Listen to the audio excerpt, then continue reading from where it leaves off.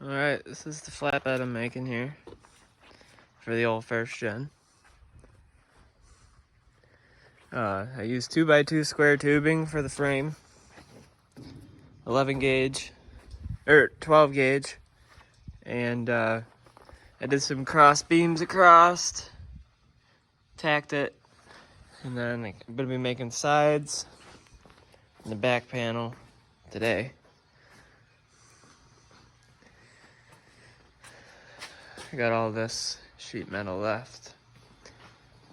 I'm not gonna make it very long. I'm gonna make probably this, the back panel, and then make the sides out of here.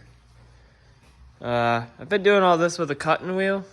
I don't have a fucking plasma cutter, so yeah. But I don't know. Let's see what we can get ourselves into, eh? Alright, so I got the back plate on. Kind of cut my notches for my hitch. So that's gonna be the back. And then I got my side panels here. And here. I'm doing 1.5 feet sheets down.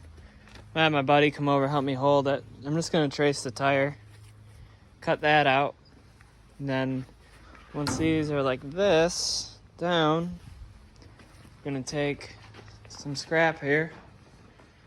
I think I'm gonna make the fenders this wide and kind of bend it over like on the side to make my wheel arches.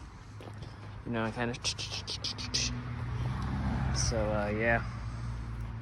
The bike's all together. Just got that done. But yeah, it's looking pretty good. If you don't know what it is, it's a CB 750 chopper, all home built, but it's registered and on the road. I don't know, I put about 10 miles on it so far, no issues. I got to take it back apart to paint it, but yeah. So, all right, got my arch traced. I got the first side on over here. Yep. Hide your uncle. Or I mean, hide your aunt. So, doing this side. We made a template for the wheelbase. Drayden's had a good idea. Let me trace it on there. I'm cutting all this by hand, by the way. No shear. This is all fucking cutting wheel. In pure precision. Alright, so I got the sides on. And I made the fenders.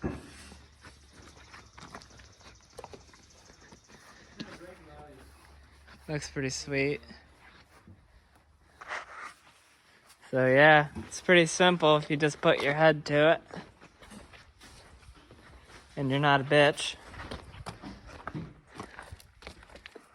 Alrighty.